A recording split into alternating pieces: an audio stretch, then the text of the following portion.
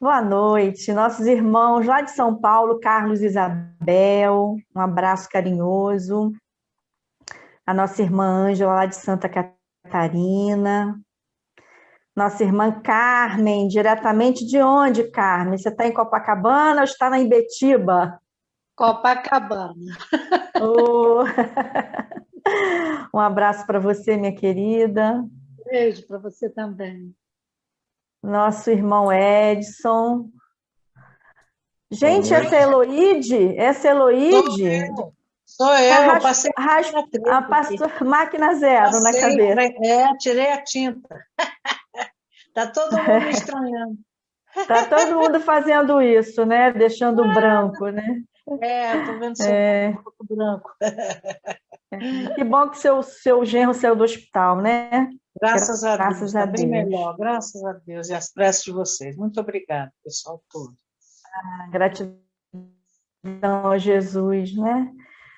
Com certeza. Boa noite, nossa irmã Miriam Schuller. Tudo bem, minha querida? Boa noite, nossa irmã Vânia. Irmã Vânia de Niterói. Nossa irmã Marialva. Eu não estou Boa conseguindo ver noite. Marialva. Não, estou Agora estou aqui. vendo. Agora estou conseguindo ver. Nossa irmãzinha Frio Thaís, boa danado aqui. noite. Tá frio, né? Aqui Frio. também. Ô, Fátima Miriam, Monteiro. Oi. Boa deixa noite, eu te Eliana. explicar. O meu genro, tá ouvindo? Miriam, Ah, meu genro ainda não saiu do hospital, ele tô saiu da vendo. sala, a sala do pessoal do Covid ali, e foi para o subintensivo, né? É, Uma sala que agora está é. melhor, está respirando Eu melhor, mas sei, ainda saiu está da UTI, fazendo né? isso, da Tá UTI. Agora semi-intensiva. está fazendo Tá aquela bem parte melhor, né? da Graças a Deus. hemodiálise, está melhor, está melhorando. Obrigada. Vai melhorar, se Deus quiser. Mas sim. Nossa irmã Celinha, tudo bem, Celinha? Uma boa noite. Ixi, Você está vendo que a minha internet. tá ruim. Ué. A internet de Miriam Benjamin está mais para lá do que para cá.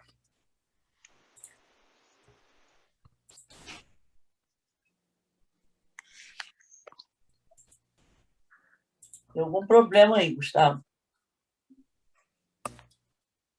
Parece que a Miriam caiu. Tá muda. Vê se ela volta.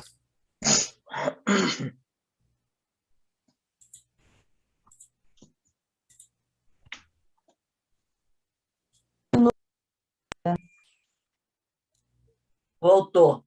Voltei, né? Então vamos continuar dando boa noite aqui à galera. Vamos lá. Já falei com a Celinha, que foi a última. Não sei se vocês me escutaram, Uhum. mas eu acho que falei. Boa noite para Leda. Boa noite para o Boa Messias. noite. Boa noite a todos. Boa noite, Marcelo, seu Juarez. Boa noite. Para você falar boa noite. Falar boa noite. Boa noite, boa noite. Saúde para nós. Saúde para nós. Tem que falar. Saúde para nós. Boa noite, noite para Beth. todos. Boa noite, Beth. Boa noite, Pierre. Tudo bem? Boa noite, Miriam. Boa noite, Niraldo e Nilma. Boa noite, Marisa. Vocês estão aparecendo congelados aqui para mim. Não sei o que está havendo. Márcia, boa noite. Boa noite. Márcia Pinto, Márcia Silva. Boa noite, seu José Luiz. Boa noite, Paloma. Boa noite a todos. Boa noite. Boa noite, Paloma. Boa noite, Edileuza. Boa noite, Ana Raquel. Eu acho que são esses que estão aqui hoje com a gente no Zoom, né? Boa noite. Eu queria dar boa noite também para o pessoal do YouTube. Boa noite, Carla, agora que eu estou te vendo. Dar boa noite ao pessoal do YouTube, né, que está lá nos aguardando também. Daqui a pouco eu vou lá dar uma boa noite para eles. E eu queria dizer para vocês que eu estou, assim, muito emocionada na noite de hoje. Esse cumprimento que a gente dá, essas boas-vindas que a gente dá aqui no início da reunião, elas têm um valor, assim, inestimável, né? A nossa querida irmã Tânia Jardim também está presente, só que eu não estou conseguindo localizá-la, se ela ainda continua na sala ou se ela já saiu. Mas ela esteve aqui conosco antes de nós iniciarmos. Não, estou na sala, estou na tá sala. Então tá bom, é porque eu estou no telefone hoje e eu não estou conseguindo ver todo mundo. Então eu queria dizer o seguinte, que essa forma fraterna que nós temos aqui de nos cumprimentarmos durante o início da nossa reunião, ela é muito agradável, né? E realmente é algo que faz uma diferença. E na semana passada nós tivemos aí o desencarne do nosso irmão Fernando Caruncho, que durante esse período todo da pandemia esteve conosco aqui, um amigo que frequentou as nossas reuniões da nossa casa. Eu não o conhecia pessoalmente, só virtualmente, e ele era uma presença muito simpática aqui na nossa sala. E ele nos deixou na sexta-feira. Na quarta-feira foi aquela reunião que nós tivemos com a presença do Guilherme, né, vindo com a família toda, e foi uma reunião onde o Marcelo falou sobre o receber e retribuir. Foi uma reunião muito fraterna, muito gostosa, né? E foi basicamente uma despedida do senhor Fernando Caruncho, que esteve conosco aqui. E ele estava sentindo muito agradável de participar da nossa reunião. E na sexta-feira ele teve um acidente doméstico e acabou desencarnando. Então vamos oferecer esse boa noite para ele, onde ele estiver, né? Rogando a Jesus que o acolha com muita luz, que ele seja amparado nesse momento onde ele retorna à pátria espiritual. Eu acho que foi muito importante esse período que nós tivemos contato com ele aqui, virtualmente, e ele pôde se apropriar um pouco do conhecimento da doutrina espírita, e eu tenho certeza que isso foi de grande valia na sua trajetória de retorno à vida espiritual. Então, vamos aqui oferecer essa reunião para ele, né? Ele agora faz parte, integra a equipe espiritual que participa das nossas reuniões, que breve ele possa também estar conosco, né? Assim que for possível, né? Que ele estiver conectado, amparado e sustentado, ele estará conosco aqui nas nossas reuniões, é assim que eu desejo. Então, vamos fazer a leitura aqui da página inicial do livro Vinha de Luz, pelo Espírito Emmanuel, a página intitulada No Reino Interior. Sigamos, pois, as coisas que contribuem para a paz e para a edificação de uns para com os outros. Paulo, Romanos 14, 19. Não podemos esperar, por enquanto, que o Evangelho de Jesus obtenha vitória imediata no espírito dos povos. A influência dele é manifesta no mundo, em todas as coletividades. Entretanto, em nos referindo às massas humanas, somos compelidos a verificar que toda transformação é vagarosa e difícil. Não acontece o mesmo, porém, na esfera particular do discípulo. Cada espírito possui o seu reino de sentimentos e raciocínios, ações e reações, possibilidades e tendências, pensamentos e criações. Nesse plano, o ensino evangélico pode exteriorizar-se em obras imediatas. Bastará que o aprendiz se afeiçoe ao mestre. Enquanto o trabalhador espia questões do mundo externo, o serviço estará perturbado. De igual maneira, se o discípulo não atende às diretrizes que servem à paz edificante, no lugar onde permanece, e se não aproveita os recursos em mão para concretizar a verdadeira fraternidade, seu reino interno estará dividido e atormentado sobre a tormenta forte. Não nos entreguemos, portanto, ao desequilíbrio de forças em homenagem ao mal, através de comentários alusivos à deficiência de muitos dos nossos irmãos, cujo barco ainda não aportou na praia do justo entendimento. O caminho é infinito e o Pai vela por todos nós. Auxiliemos e edifiquemos. Se és discípulo do Senhor, aproveita a oportunidade na construção do bem, semeando a paz, colhendo harmonia, santificando as horas com Cristo, e jamais conhecerás o desamparo. Então, diante dessas reflexões tão profundas do nosso querido irmão Emmanuel, nós iniciamos a nossa reunião elevando os nossos pensamentos a Jesus, para que Ele possa estar conosco nessa reunião amorosa, calorosa, fraterna da noite de hoje. Quando a nossa casa se expande e passa a estar na casa de cada companheiro, nessa grande corrente de amor, de carinho, de fraternidade, de boas energias, sobre a égide do nosso querido patrono Júlio Olivier e dos benfeitores queridos, companheiros da nossa querida Colônia Verde Esperança, a qual estamos ligados em nossa casa da Bicuda.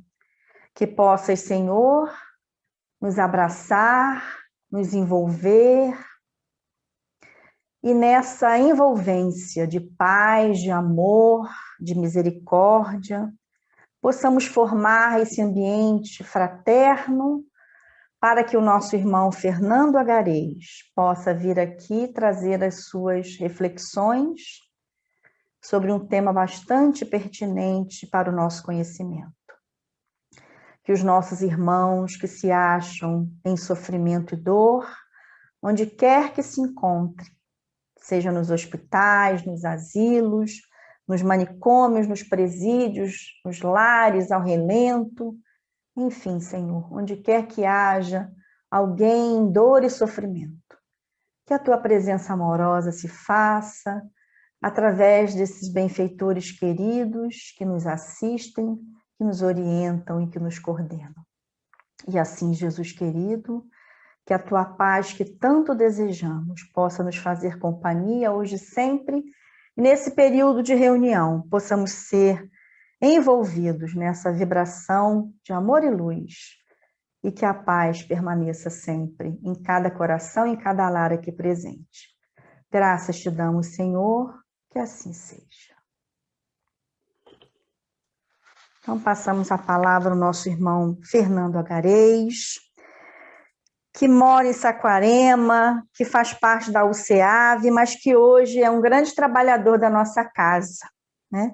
Ele vem aqui hoje trazer um tema bastante interessante sobre 2 sofrimentos às curas espirituais. Então, nós passamos a palavra ao nosso irmão, já agradecendo a sua generosidade, a sua disponibilidade de mais uma vez trazer o conhecimento da doutrina espírita para as nossas reflexões.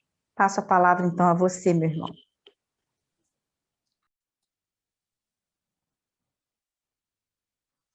Companheiro de caminhada, a partir de agora, o desenvolvimento desse estudo é uma reapresentação, pois que no dia 16 de junho, na sessão online, não foi possível acompanhar o seu desenvolvimento com a exibição dos slides. Então, o tema de hoje, dos sofrimentos às curas espirituais, sempre lembrando que esses são os pilares da nossa doutrina. E tudo que aqui falaremos tem relação com essa estrutura fundamental da nossa doutrina. Relembro que, no final do ano passado, nos foi possível realizar reflexões aqui no Júlio Olivier que estão intrinsecamente ligados ao tema de hoje. O primeiro estudo, em outubro do ano passado, foi a epigenética ao amor, uma reflexão que relacionava os efeitos das nossas escolhas enquanto espíritos que somos ligados a corpos materiais, escolhas essas que interferiam no funcionamento do nosso corpo.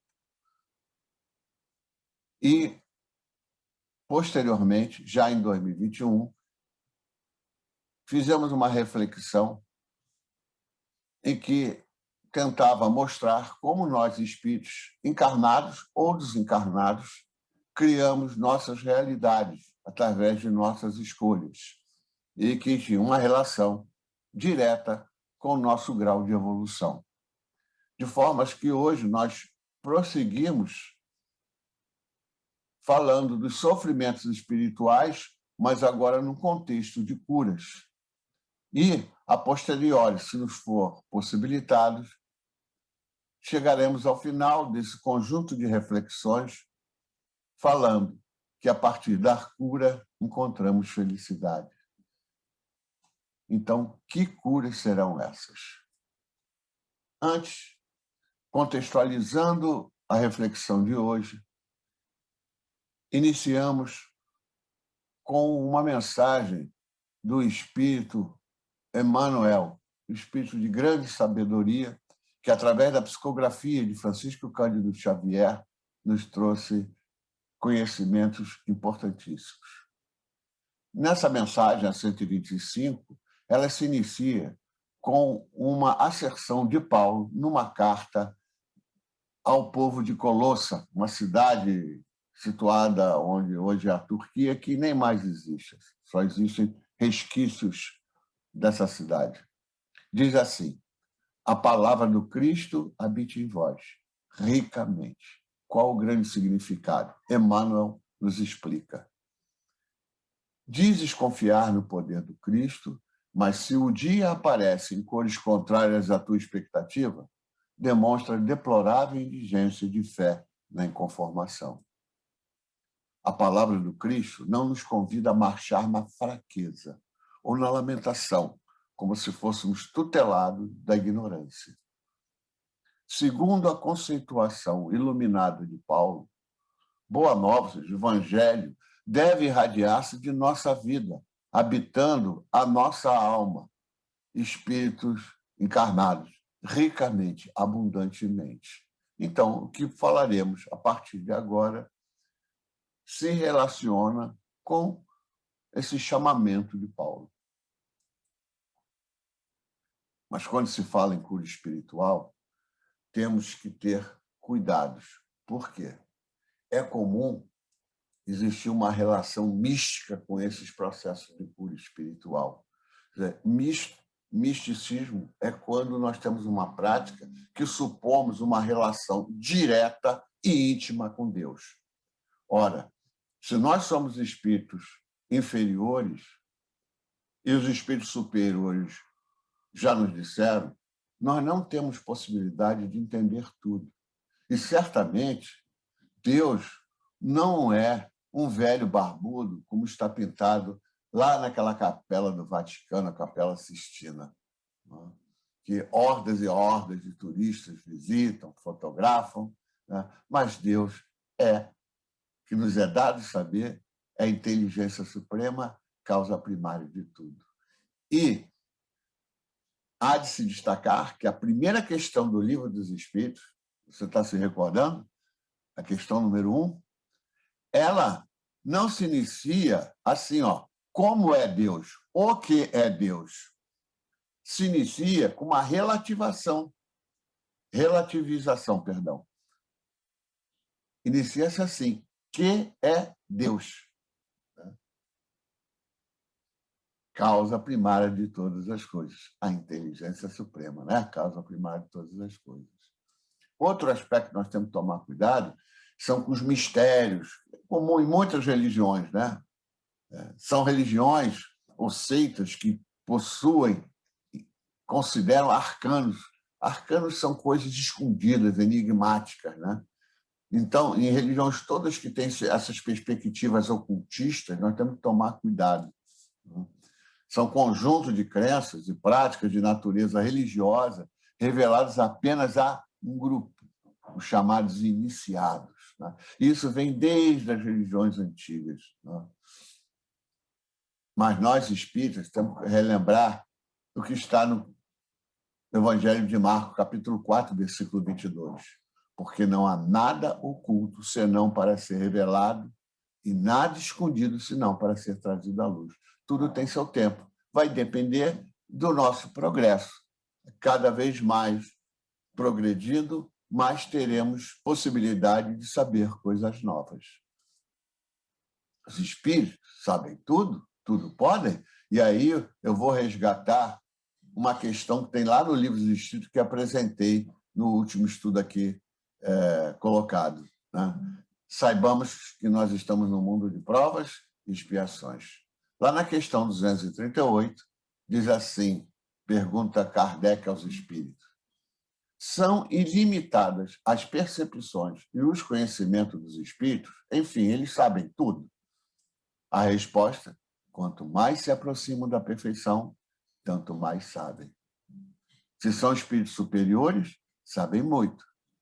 Se são espíritos inferiores, como nós aqui nesse mundo, são mais ou menos ignorantes, não sabem, desconhecem acerca de tudo. Ou seja, nós ainda estamos no início da nossa caminhada. Nós somos espíritos ainda muito imperfeitos.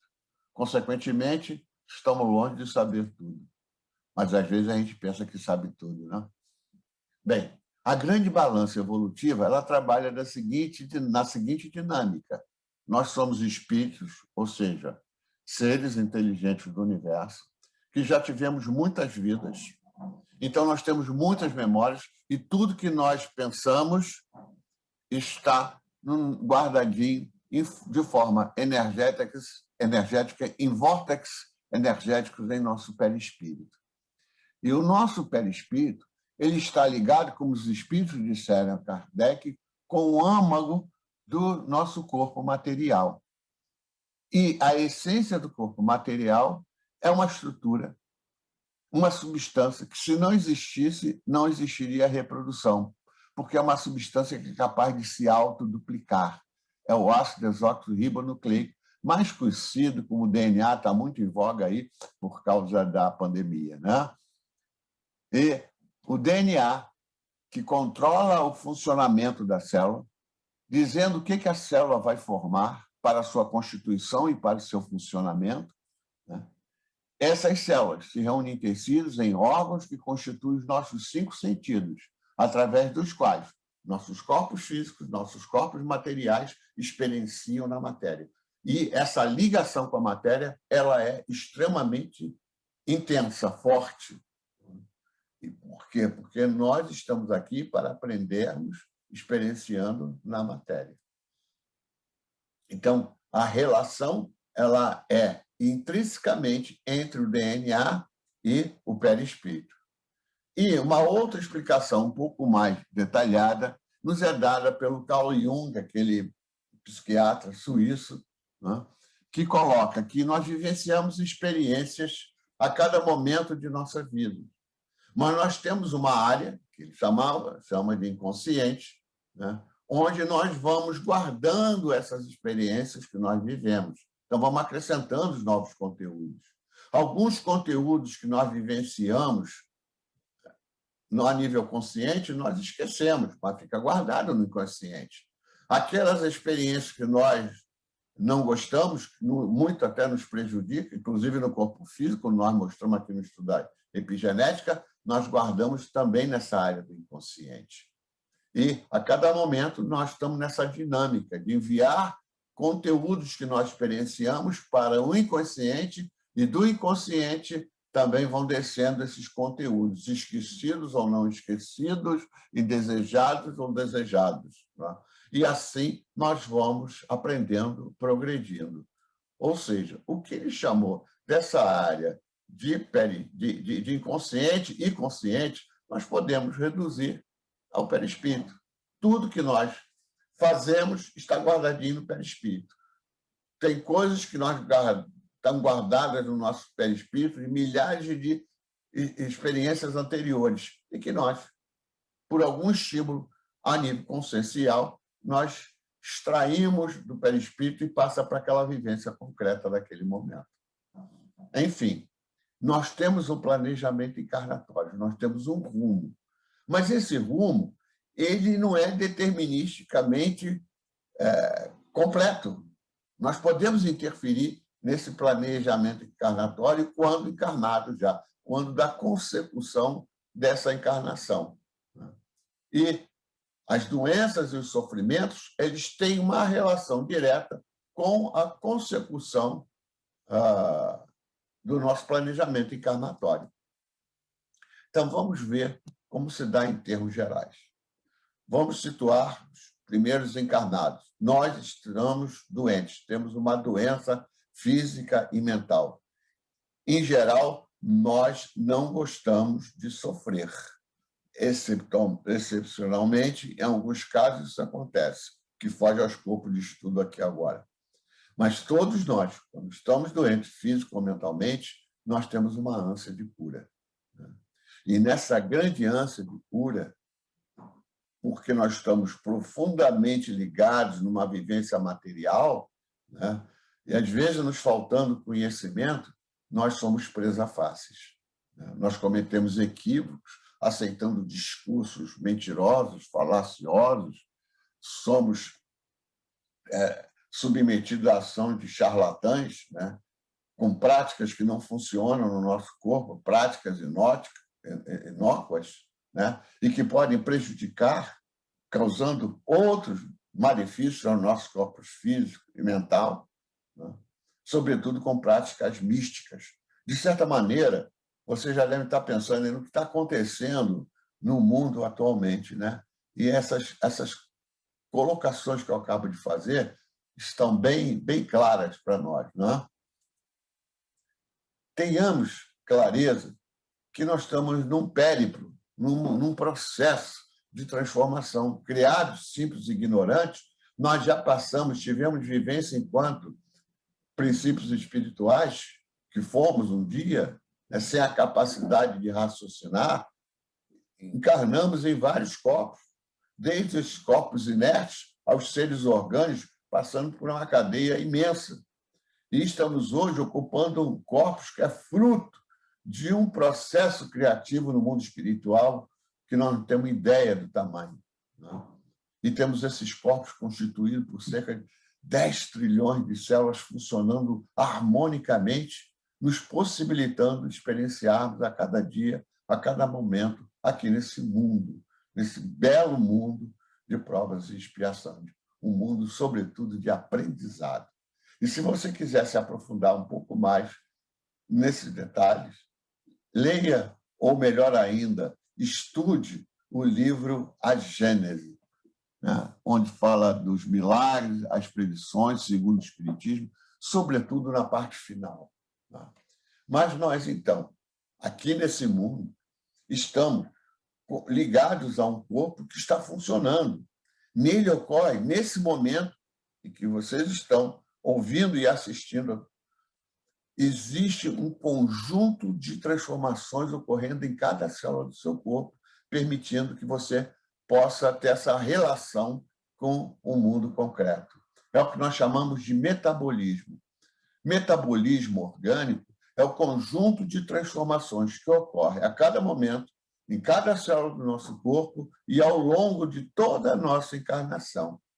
E esse metabolismo ele tem duas fases. Existe uma fase de construção, de reações de construção, que são chamadas reações anabólicas, que constituem, então, a etapa anabolismo, quando moléculas simples, absorvendo energia do meio, constroem moléculas mais complexas. Então, a energia captada fica armazenada nessas moléculas compostas. Mas, como a célula precisa de energia para poder funcionar, ela também, ao mesmo tempo, ela realiza reações de decomposições, chamadas reações catabólicas, ou catabolismo, quando moléculas complexas incorporadas por cada célula são decompostas e liberam energia para o funcionamento da célula. Isso já foi colocado no Livro dos Espíritos, é uma lei divina que está explicada de uma outra forma numa lei chamada Lei da Destruição. Se você recorda-se dessa lei, você está tendo uma clareza muito grande disso que está sendo colocado aqui. Existe construção e destruição ao mesmo tempo em nosso mundo, que é assim que vai havendo um processo de renovação, seja na célula, seja no tecido, seja no órgão, seja no sistema, seja no corpo, seja no próprio planeta. Nada é estático, nada é inerte.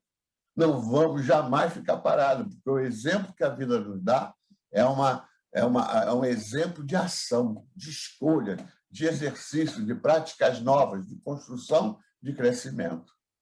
Então, quem comanda todos esses processos anabólicos e catabólicos é um código localizado. Vocês estão lembrando dessa imagem? Foi apresentado lá no estudo da epigenética, né?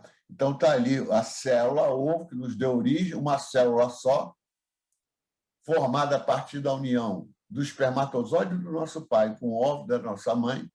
Essa célula se multiplicou durante 9 meses, formou o nosso corpo, que depois cresceu e está aí do jeito que está nesse momento, né?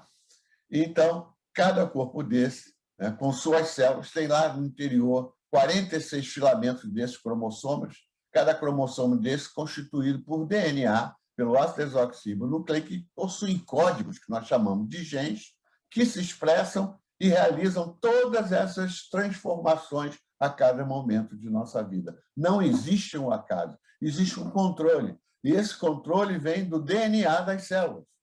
E esse DNA ele é construído pelos, eu gosto de usar o termo, engenheiros espirituais, durante a organização de cada encarnação nossa, no planejamento encarnatório.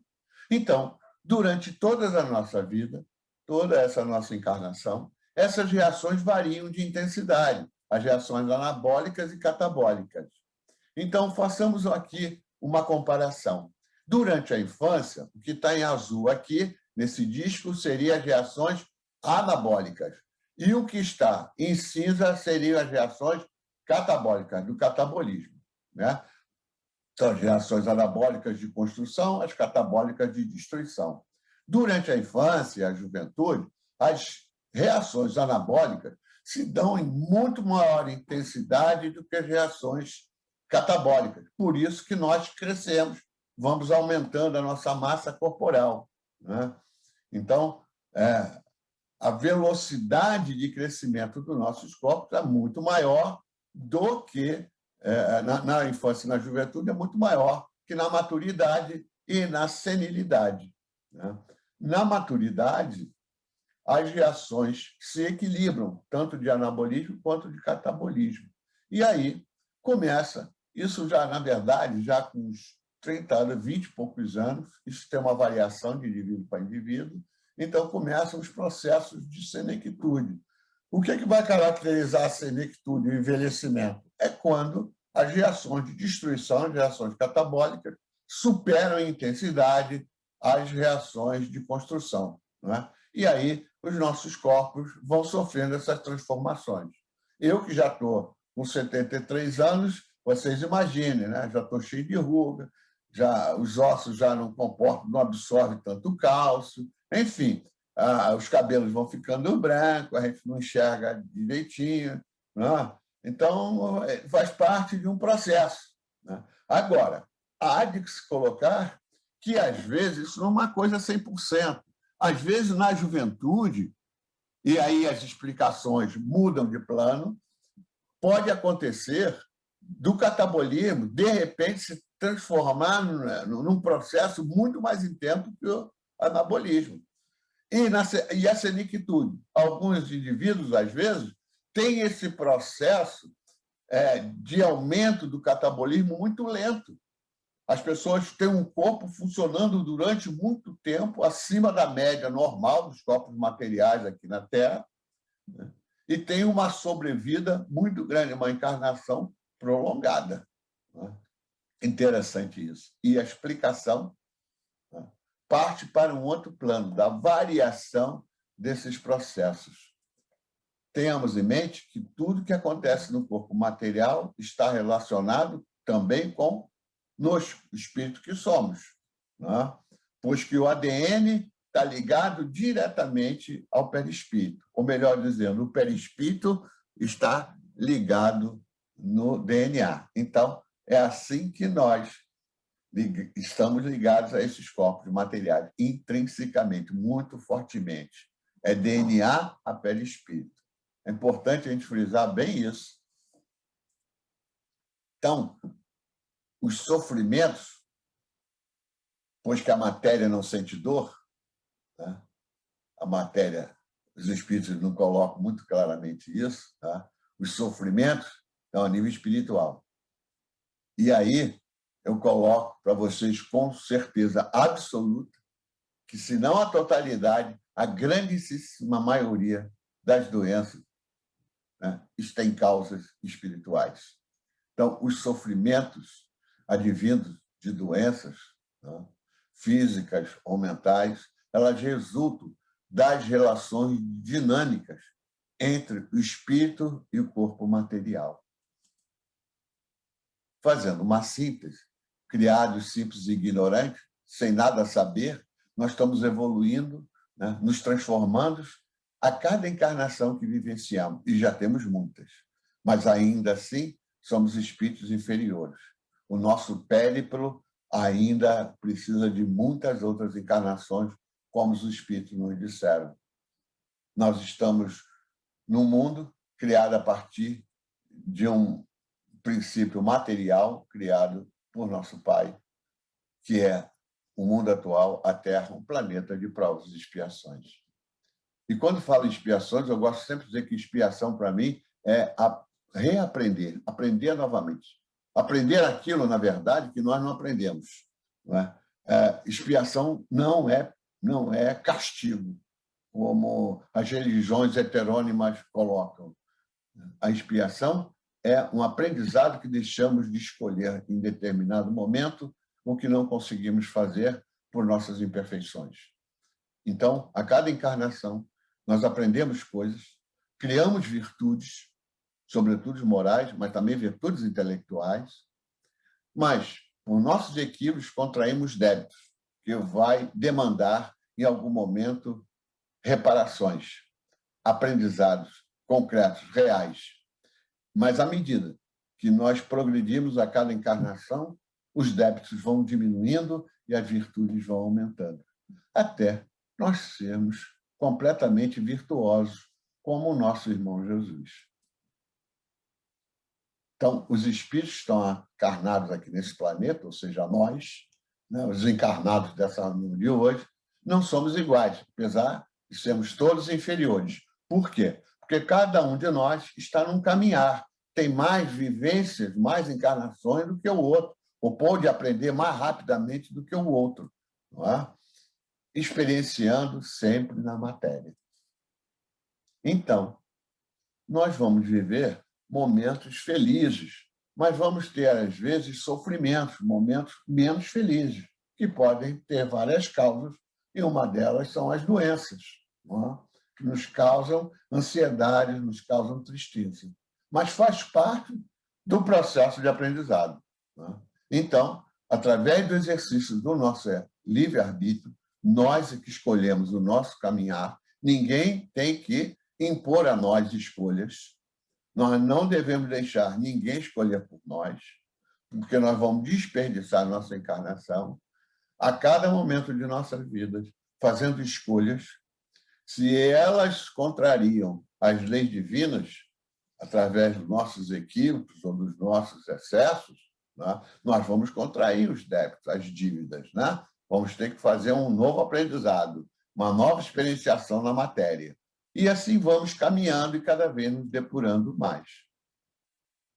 Então, agora, especificamente, nós podemos falar das doenças no nosso corpo material e nós vamos fazê-lo através de exemplos. Tá?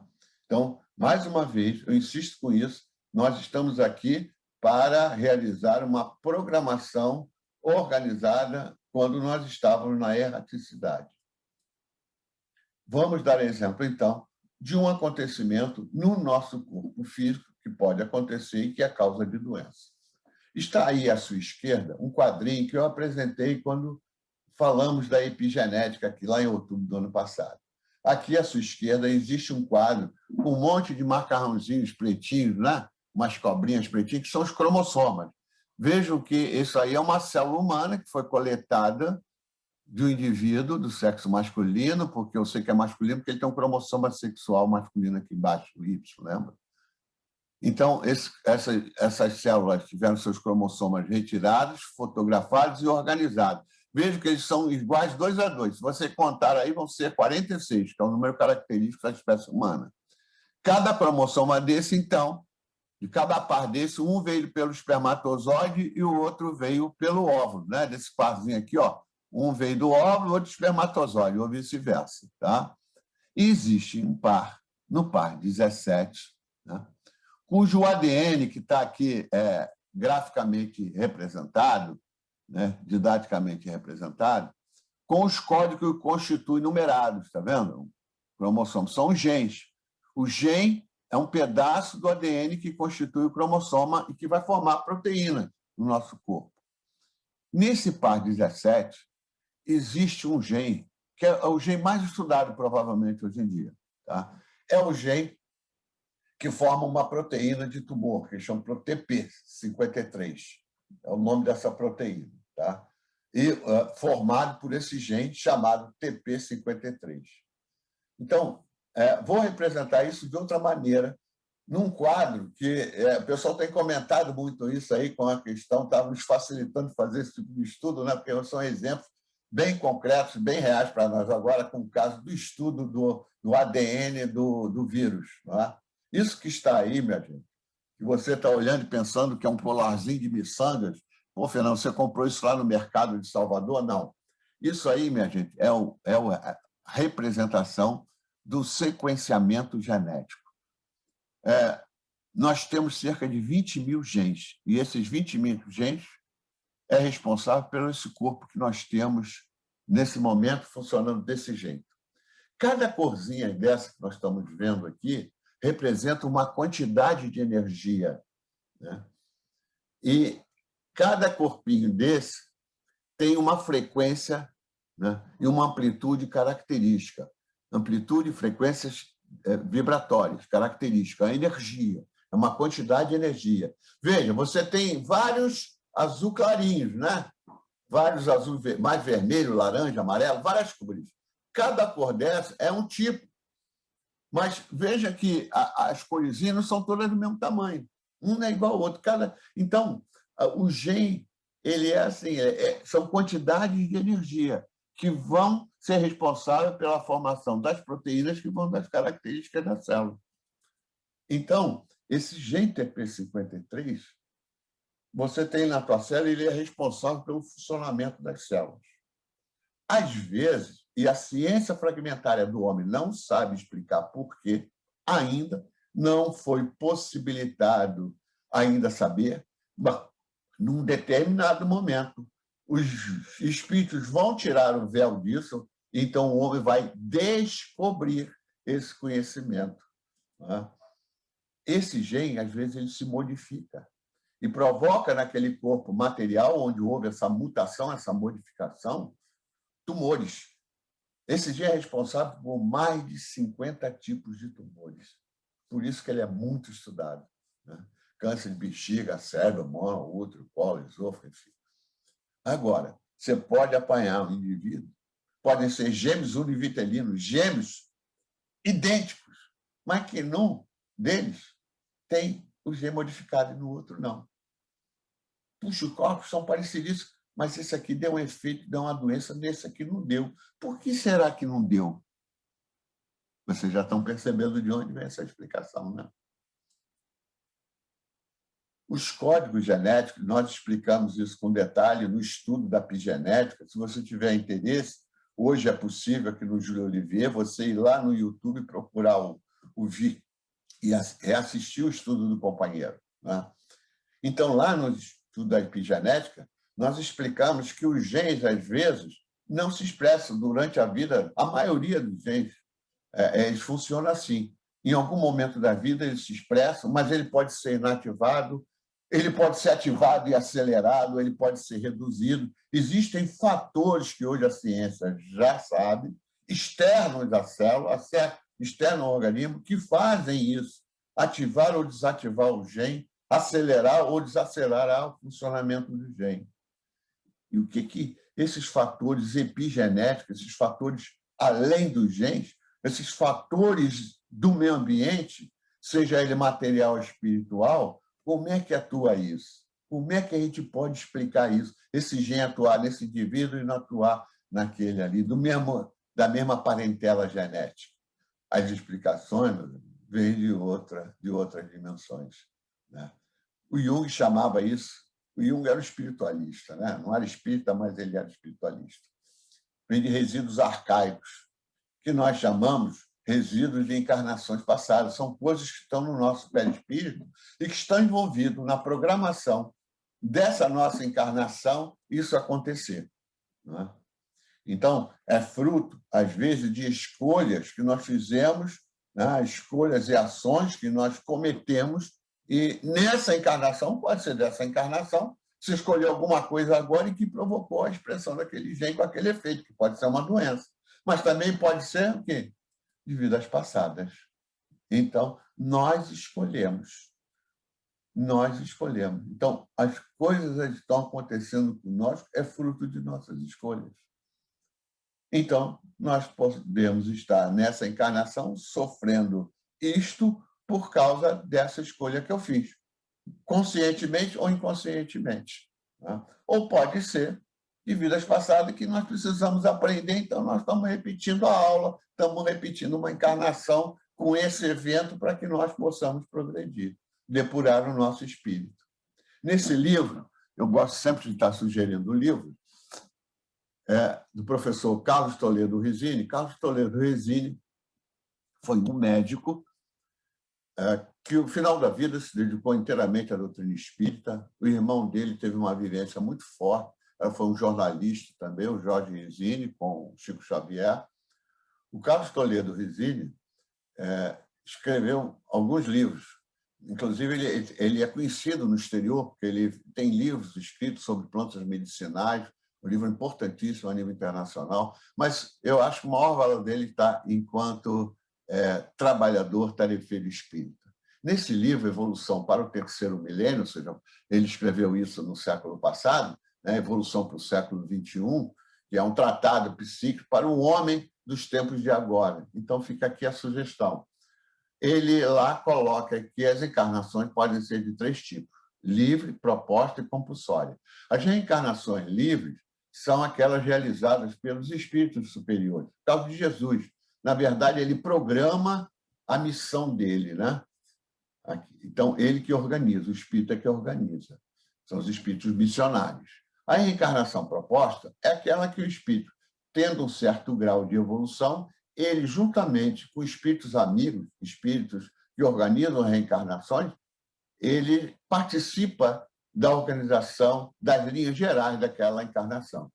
E a reencarnação compulsória é aquela que os espíritos, ainda imperfeitos, muito imperfeitos, não têm possibilidade de participar na escolha do seu processo encarnatório. Ele já recebe a receita pronta para a consecução, que é o caso da gente, nós que estamos encarnados aqui nesse mundo. Nesse livro, A Vida no Mundo Espiritual, do André Luiz, pela psicografia do Chico Xavier, ele lá nos coloca. A maioria das encarnações aqui na Terra são compulsórias, é o nosso caso. Então, nós não participamos da organização. Mas ele coloca coisas importantes nesse livro e eu separei alguns trechos. Ele diz assim, cabendo, pois, ao homem responsável, aquele que sabe que está fazendo escolhas, reconhecer que a hereditariedade relativa, ou seja, que não apenas os genes, né, que não só apenas o gene é responsável pelo que está acontecendo consigo, mas compulsória, lhe talhará, lhe provocará no corpo físico, o corpo físico, vai moldar o corpo físico em função do que ele necessita nessa determinada encarnação. Ou seja, os espíritos é que moldaram o corpo, moldaram o ADN, que vai dar o corpo que a gente precisa para viver essa encarnação que nós estamos vivenciando. Não lhe sendo, continua, André Luiz, não lhe sendo possível alterar o plano de serviço que mereceu ou de que foi incumbido, segundo as aquisições e necessidades. E aí, Fernando, então está colocando que a gente não vai poder mexer com isso? Então, é o império do gen? Não. Aqui ele está falando que existe um planejamento.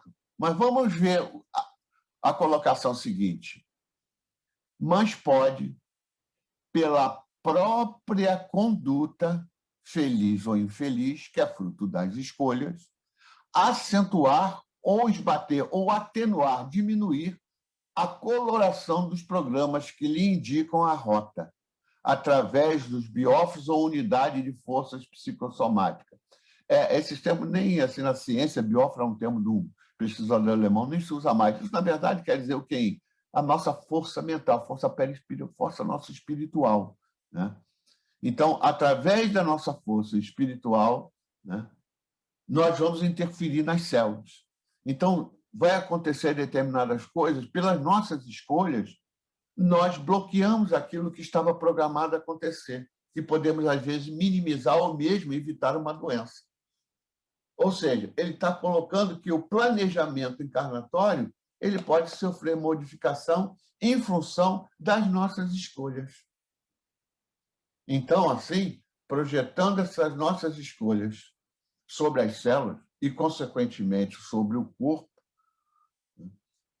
os estados da mente que estará enobrecendo ou agravando a própria situação, olha só, enobrecendo ou agravando, a gente pode fazer escolha para piorar a situação, né? De acordo com as escolhas frente às leis divinas, frente ao bem ou ao mal. Bem é toda escolha feita em consonância com a lei divina. Mal é toda escolha contrária à lei divina. Então, as nossas escolhas são fundamentais. E nós somos autônomos. Nós é que escolhemos. Ninguém tem que escolher por nós. Perdoe-me frisar e destacar e insistir com esse aspecto de autonomia, porque a nossa doutrina, fruto de adulterações que ocorreram, induziram e induz ainda muitos a acharem que a nossa doutrina é heterônima, que depende de gente para nos salvar, para nos perdoar. Não, nós é que construímos o nosso rumo. Então, todos nós queremos ser felizes, é ou não é? E seremos felizes, 100% felizes. Vivenciaremos a expressão da felicidade e do amor perenemente quando estivermos junto com o nosso irmão maior, Jesus. Nós queremos ser felizes. E quando a gente desencarna, como o corpo físico é limitante, a gente, no plano espiritual, tendo mais clareza do que está acontecendo conosco, nós, espíritos encarnados, né, tendo melhores percepções, vendo quais são os benefícios de eu depurar, sublimar meu perispírito, né, frente ao processo evolutivo, sempre que nos aguarda nos mundos superiores, a gente tem uma disposição para o trabalho muito grande.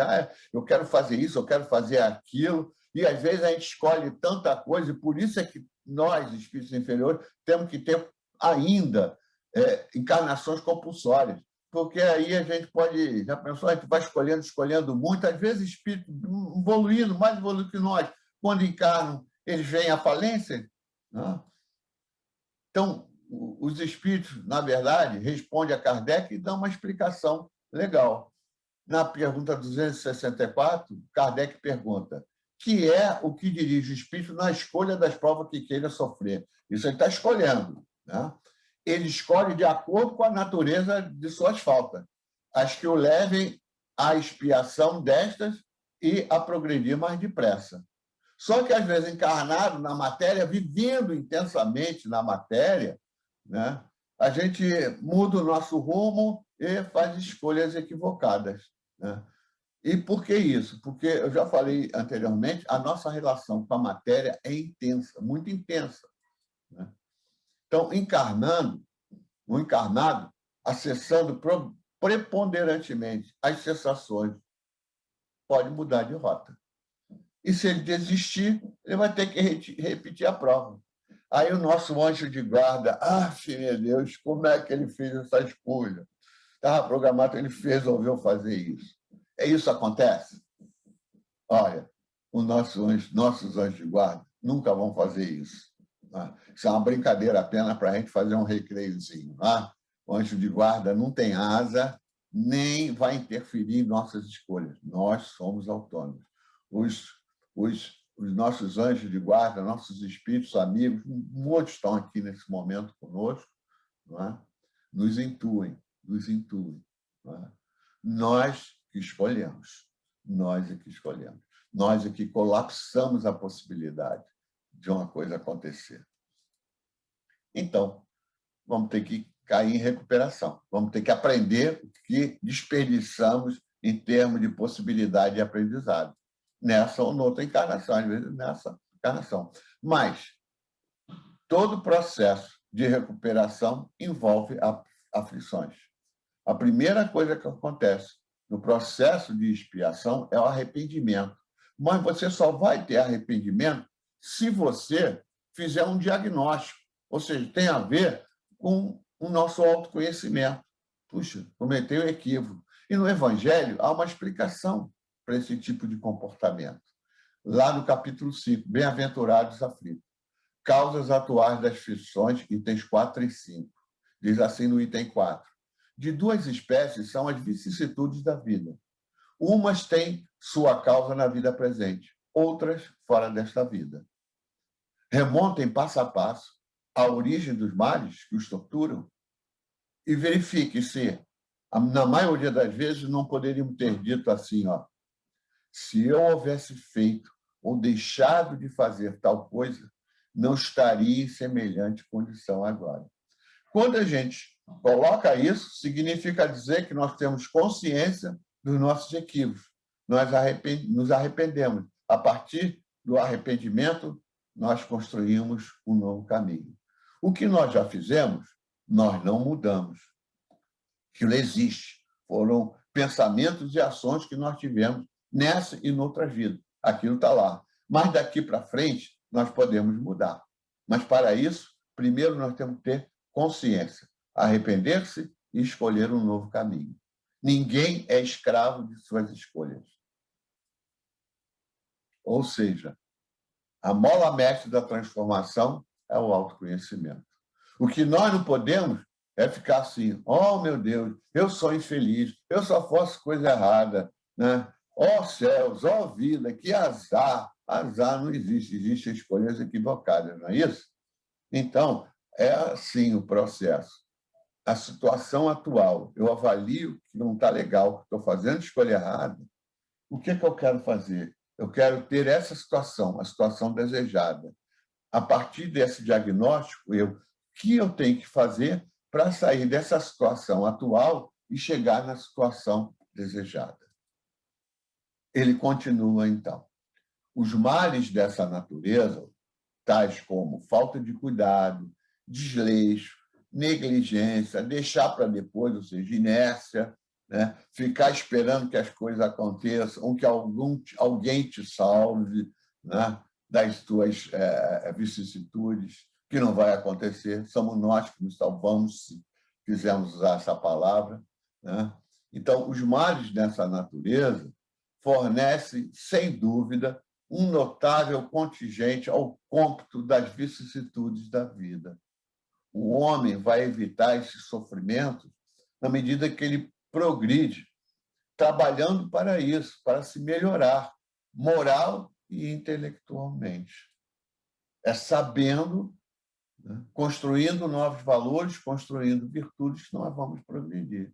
Daí, então, nós podemos falar das curas agora, a parte melhor, né? Falamos das dores, do sofrimento, vamos falar agora aqui das curas. O homem sempre procurou mitigar, né, diminuir ou mesmo evitar sofrimentos, né?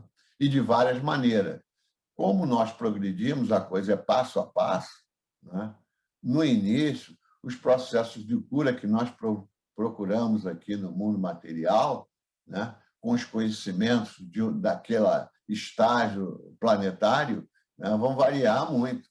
Mas nós temos que ter clareza que as curas pela ciência materialista, elas sempre são relativas, porque a ciência do homem não conhece tudo, ela é fragmentária, não é? Então, nós, pouco a pouco, vamos melhorando esses processos de cura a nível material, que nunca podem e devem ser desprezados, não é? Lá na primitividade, na história das sociedades, nós vamos percebendo isso. As práticas da medicina de então, se comparada com hoje, puxa, que salto que nós demos. Mas ainda vamos dar saltos muito maiores, não é? Então, as práticas, na maior parte das vezes, né, não ajudavam demais o corpo físico. Pelo contrário, às vezes podiam até as práticas medicinais provocar a morte. E esse quadro que aí está, ele é emblemático, que ele mostra aquela advertência que foi feita no início do nosso estudo de hoje. As práticas místicas, né? As práticas do ocultismo no processo de cura do corpo físico, do charlatanismo. Então, em cada figura dessa que está aí, excetuando-se o sofredor que está sentado na cadeira, representa essas situações. Mas não podemos esquecer também que, milenarmente, os espíritos têm possibilitado a nós encarnados descobrirmos conhecimentos a partir de materiais que eles colocam à nossa disposição. A maioria dos medicamentos da ciência materialista, né, advém de corpos vegetais, corpos animais e corpos minerais que foram colocados nesse planeta porque nós utilizamos. E, pouco a pouco, nós vamos utilizando. E aqui cabe até um comentário interessante, né? O nosso país tem uma farmacopeia imensa, riquíssima, né? Não é de hoje que a medicina procura, na farmacopeia brasileira, né, pesquisando novos medicamentos. A Amazônia, o maior problema da devastação não é a madeira, é o pior uso que possa se dar, tirar a madeira. É a perda do patrimônio genético que ali existe. Quantos saberes não existem na fauna e na flora desse bioma? É imenso. A Mata Atlântica, que é a que tem maior biodiversidade, ela já praticamente foi dizimada. Mas a Amazônia ainda é uma parcela significativa e as sociedades mais evoluídas estão atuando firmemente para que se atue em um mecanismo de conservação, ou seja, de usar e manter essa floresta. Por quê? Porque ali existe muito conhecimento que nós ainda não tivemos acesso. Só para dar um exemplo, eu gosto sempre de falar do curare, né, que é uma substância tirada de uma plantinha chamada timbó, que os índios batem na água, aí ela faz com que os peixes tenham dificuldade de respirar e venham à tona, então eles catam os peixes que eles querem comer. Os outros que eles não querem comer, saem, não precisa disso tudo. Deixa ali, porque o efeito do curare passa e os peixinhos voltam ao normal. E o pessoal, a partir desse conhecimento, fez um anestésico para abdominal, um anestésico muscular importantíssimo, porque para tudo. Peristaltismo, quando vai fazer a cirurgia, aplica o curare que fica paradinho, você pode fazer a cirurgia. Então, todo esse conhecimento que existe na natureza é para que nós, espíritos, experienciando na matéria, utilizemos e, com essa utilização, vamos aprender práticas que vão rebater no mundo espiritual. E veja, hoje, comparativamente, lá à época dos egípcios, a capacidade da medicina, né, que tem hoje uma perspectiva holística, usando várias ciências, né, o homem pode fazer tratamentos muito mais eficazes, né? E a sobrevida do plano material vai aumentando. E próxima, já estamos começando, na verdade, a nova medicina, a medicina nanométrica. O que é isso? O nanômetro é uma unidade de mensuração que equivale a 1/bilionésima parte do metro.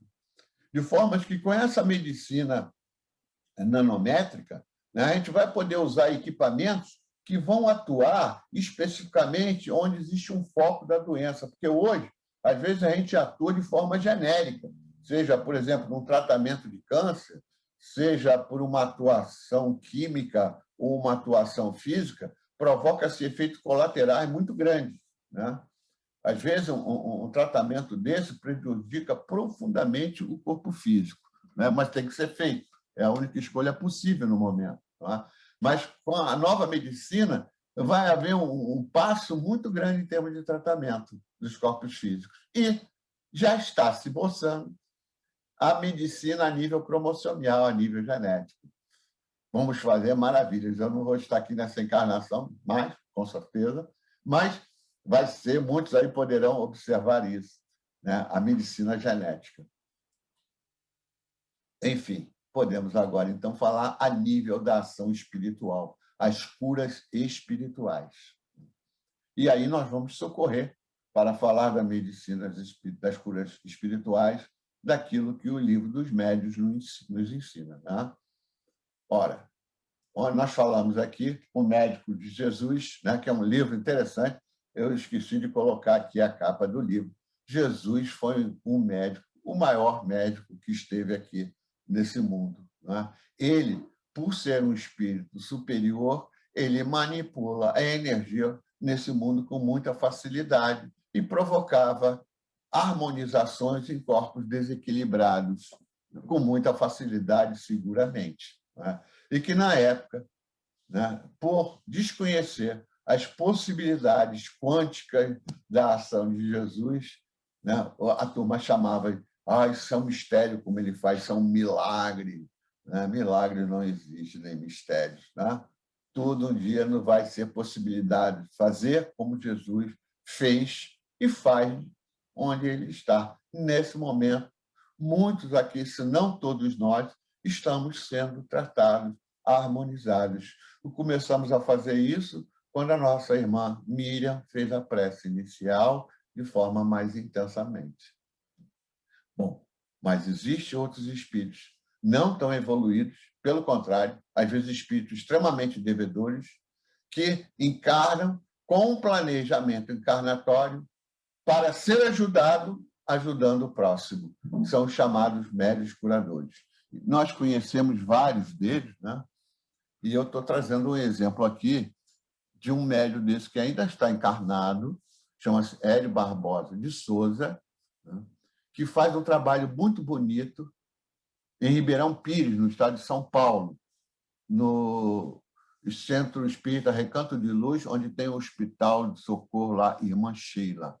É o nosso companheiro, que, inclusive, o Gustavo também conhece, já fez estudo para a gente lá na época da UCEAD, né, que é o Fábio Dionísio, que seria até interessante nós convidarmos ele para vir fazer o estudo aqui e explicar esses mecanismos de funcionamento.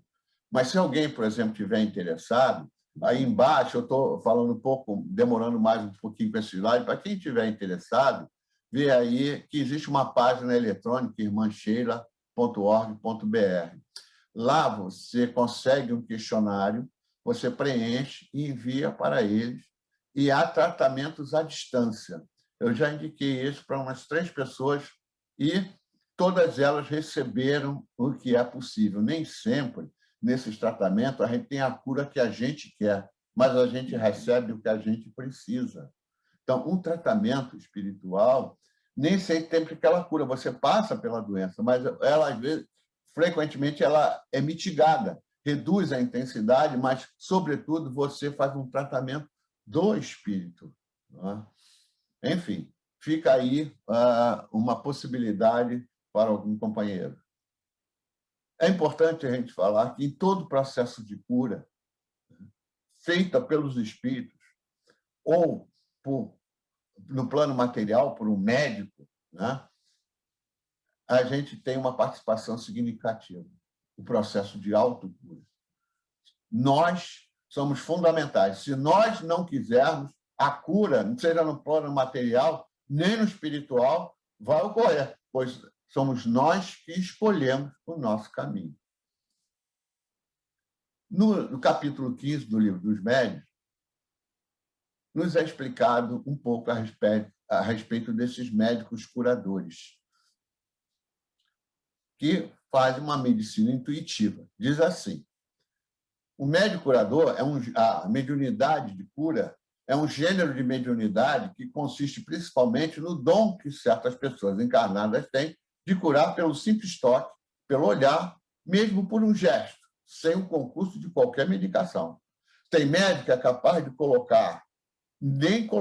aproximar a mão de uma pessoa que está, por exemplo, desfalecida e ela acordar e levantar. Eu vou dar um exemplo mais à frente.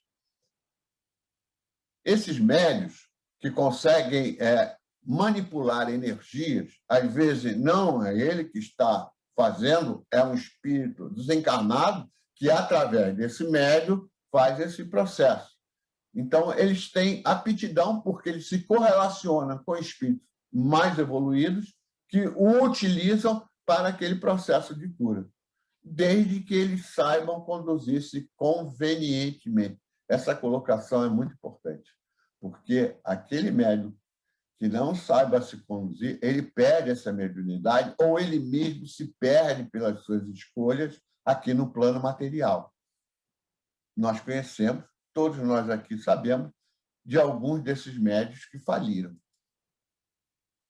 Ao passo que os médios curadores, continuando, a faculdade é espontânea. Alguns até possuem, sem jamais terem ouvido falar de magnetismo. Sim, o jeito é médio, e eu vou dar exemplo aqui do nosso amigo Carmine Mirabelli. Eu chamo a atenção desse livro, que mais uma propaganda que eu estou fazendo, quem quiser ler, aprender um pouquinho sobre o que é um médium de grandes efeitos físicos, né? O Carmine Mirabelli ele tinha vários tipos de mediunidade. Ele, no local que ele estava, no início, ele não sabia bem o que estava acontecendo e os objetos se mexiam, voavam, sumiam, apareciam objetos, acontecia coisas que trouxeram uma série de problemas para ele. Ele nasceu no interior de São Paulo, numa cidade bonita, chamada Botucatu, né? Mas ele, desde pequeno, ele sofreu muito. Ele perdeu a mãe, que implicou em sofrimento para ele intenso. Depois ele passou dificuldades materiais, mas a mediunidade foi se aflorando cada vez mais. Ele foi trabalhar numa empresa de sapato e lá acabou até sendo preso porque achou que ele tinha roubado coisas. Depois prenderam ele como charlatanismo porque ele fazia curas, né? Ele foi internado no hospício como um louco. Felizmente, 2 médicos acharam que ele não era aquilo, era um processo mediúnico, e realmente depois foi tendo o reconhecimento como médium.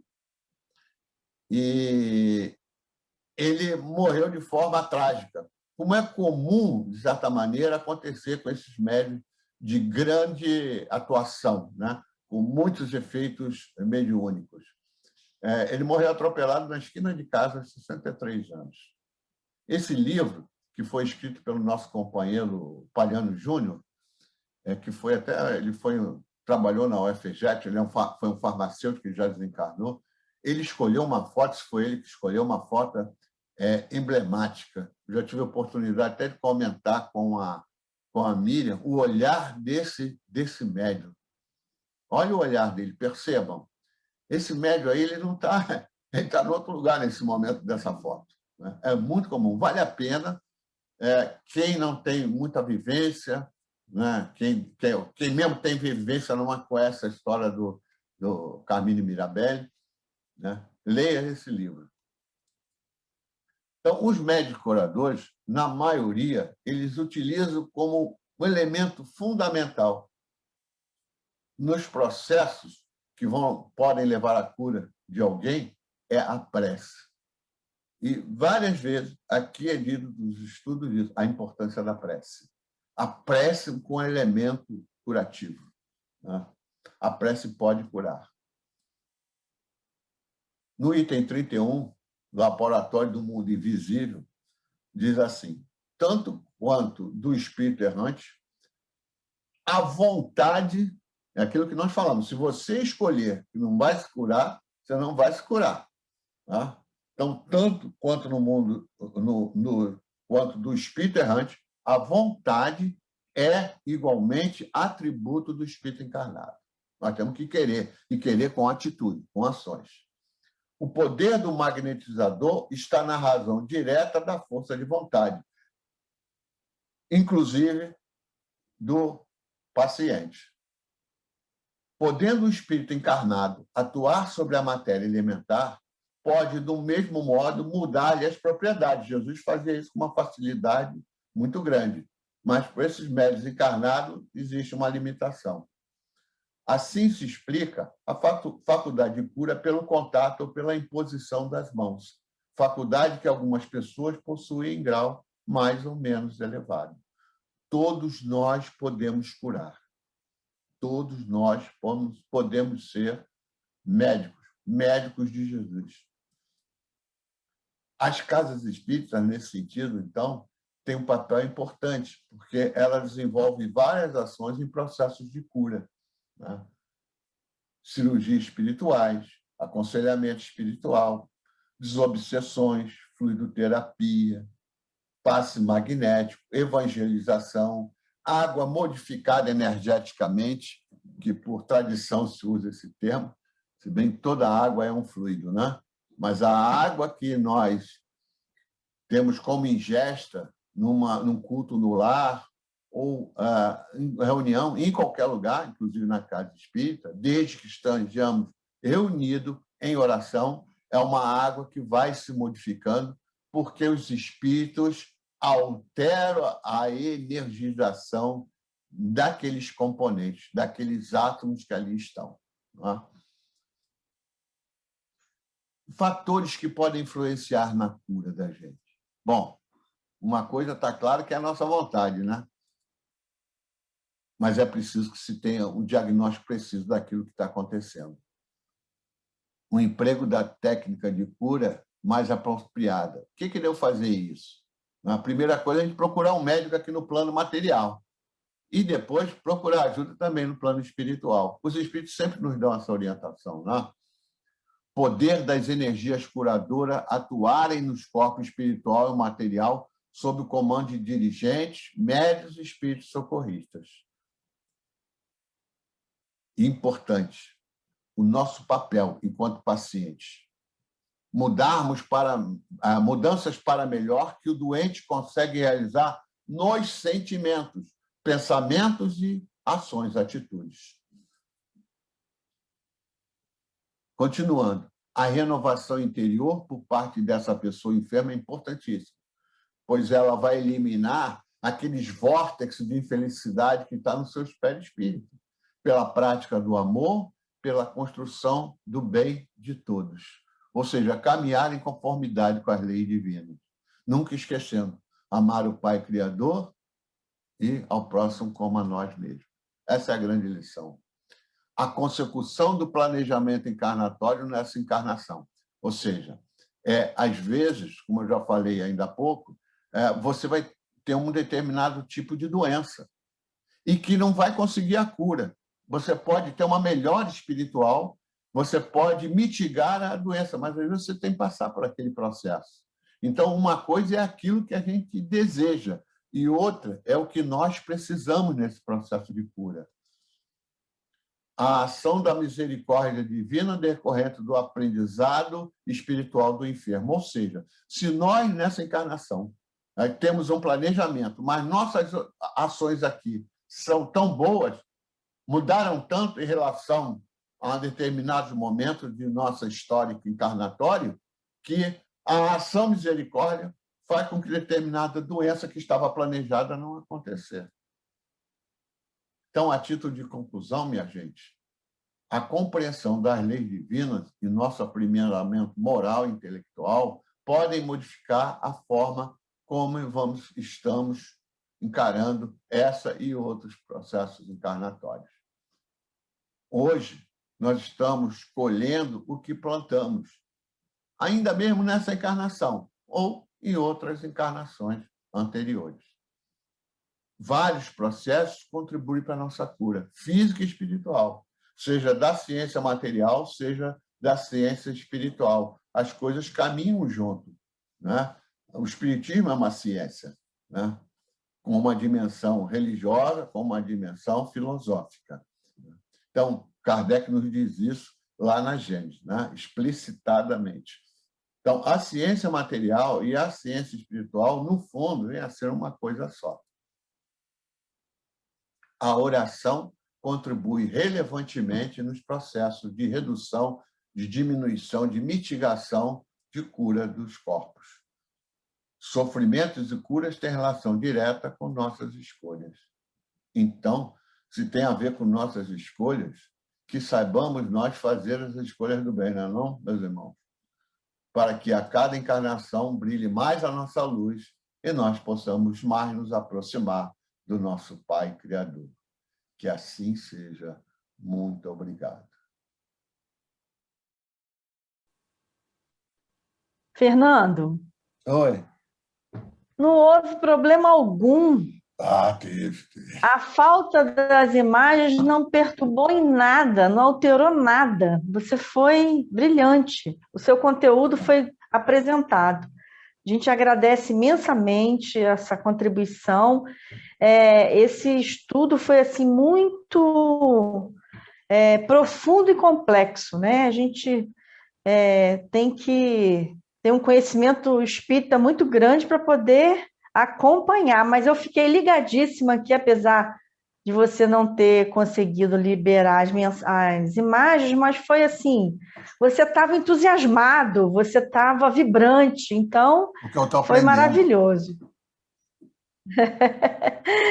Tem várias mensagens aqui no chat dizendo... começou lá com o Pierre, lá no meio da palestra ele já lançou aqui uma mensagem espetacular, né? A Miriam também falando, excelente estudo, que beleza, somos mesmo privilegiados, enfim. Depois o José Luiz de Brasília, parabéns pela bela palestra de biologia espiritual. Aí a gente conjuga aqui hoje, né, na sua presença, o professor de biologia e o espírita, né? Excelente, Márcia Cristina. A Beth também, parabéns, Fernando, saiu tudo perfeito. Eu não vi dificuldade nenhuma na falta das imagens, foi assim, excelente. Alguém gostaria de se pronunciar para falar com o Fernando, tirar alguma dúvida? Agora é a hora. Quem é que está falando aí? A primeira que se... Márcia Pinto, o pessoal de Vila Isabel se manifesta sempre. Carlinhos Noel. Não, é uma manifestação de encarnada, né? Vamos lá, Não, é porque enquanto ele estava falando, eu fui pegar o Evolução em Dois Mundos e peguei também o Mediunidade de Cura, né, do Otacílio Mais, psicografado, enfim, do Ramatiz. E o bem interessante, assim, só para reforçar o que o Fernando estava dizendo, é que fala exatamente algo que todos nós podemos nos transformar, nós podemos nos curar, nós podemos ter um tratamento conosco mesmo, a fim de que essa doença, as doenças, né, não nos alcancem. Mas isso não é nem dito por nós, isso já está dito assim, há milhões de anos. Esse, por exemplo, do Evolução em Dois Mundos, do Valdo Vieira, do Chico Xavier, foi de 1958, que fala assim, pois ao homem responsável reconhecer que a hereditariedade relativa, mais compulsória, talhará o corpo físico que necessita de determinada encarnação, não lhe sendo possível alterar o plano de serviço que mereceu ou que foi lhe incumbido. Agora, olha o incrível, mas pode, pela conduta feliz ou infeliz, acentuar ou esbater a coloração dos programas que lhe indicam a rota. Aí, olha mais. Esbater até no ar. Olha mais, projetando sobre as células e, consequentemente, sobre o corpo, os estados da mente que está enobrecendo ou agravando a própria situação de acordo com a sua escolha, do bem ou do mal. E o Ramatiz, ele fala algo assim impressionante. Ele fala assim, de doente para doente, a diferença depende muitíssimo do temperamento, exatamente o que o Fernando falou, que às vezes um filho tem, e filho do mesmo pai, mesma mãe, tudo, um filho tem, e o outro, o irmão, não tem, né? Aí ele fala, doente para doente, essa diferença depende do comportamento espiritual do mesmo, inclusive quanto ao seu maior ou menor apego à vida instintiva da matéria. Aí, essa parte aqui foi incrível. Essa parte aqui que ele fala assim, os que segregam do convívio perigoso para com o próximo, mas, em verdade, ele apenas colhe os efeitos gerados pelo seu egoísmo, egolatria, nas vidas passadas, quando, apesar de boa saúde e posse de suas faculdades normais, preferiu devotar-se com excessivo amor ao seu próprio bem. Então, isso quer dizer que todos nós podemos, né, estar sempre saudável a partir do momento que nós temos a nossa mente, né, elevada, né, sempre essa luta elevada num plano maior, pedindo ajuda sempre aos nossos irmãos espirituais e mais, ajudar os nossos irmãos, que isso nos dá um bem-fazejo, né, e que a gente se sente bem, que o nosso organismo ele não reconhece aquilo que deveria estar ali proliferando dentro de nós. Nossa, foi um espetáculo. Márcia, realmente nós somos os artistas da nossa própria vida, né? E podemos ser realmente também os médicos, né, das nossas curas, né? Jesus teria dito, a tua fé te curou, né? Então, a gente precisa aprofundar muito o autoconhecimento, buscar qualidade de vida, uma alimentação mais voltada para o equilíbrio, né? Aliás, tudo com equilíbrio é muito bem-vindo, né? Até da alimentação, quem puder, quem tiver oportunidade, é um livro muito difícil, só que no Tarefeiro nós fizemos já 3 vezes tentativas, estamos na 3ª, né, que paramos devido à pandemia, do Evolução em 2 Mundos, do Valdo Vieira Chico Xavier, é assim, excepcional. Assim, quem puder, tiver oportunidade, tenta, volta, porque é tudo a ver com esse estudo do Fernando. Muito bom. Muito bom. Fernando, nós temos aqui o nosso irmão Alessandro Barreto, nosso vulgarmente conhecido por Barretinho, que só aparece aqui de vez em quando, mas hoje ele está aqui na sala. Ele está dando parabéns a você, muito boa explanação. A Ana Raquel, que me parece que é a primeira vez que está aqui também conosco, disse que gostou muito. O Márcio Sobral também, enfim. Os seus slides não fizeram falta alguma. Eu posso, se alguém quiser, porque enriquece. Mais muito. Alguém aí? Ô, Miriam. Oi, Tânia. Miriam. Oi, querida. Não, eu tentei escrever no chat, mas tentei enviar, mas não foi.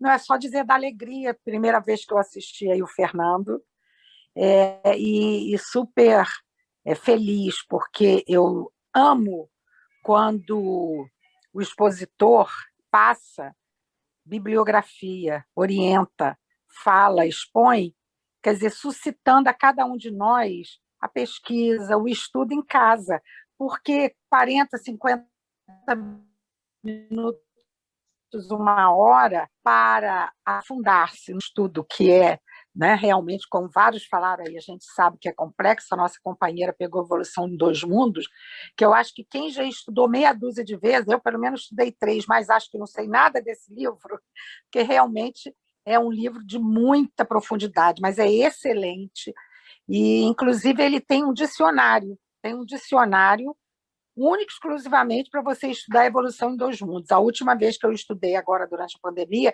você pega, né, Fernando, vai estudando com aquele dicionário, mas então é isso, meus parabéns e que a gente entenda que a seriedade do nosso estudo é muito importante, fora toda todo esse clima, né, essa vibração que a gente sente que vocês estão assim de parabéns por tanta energia gostosa.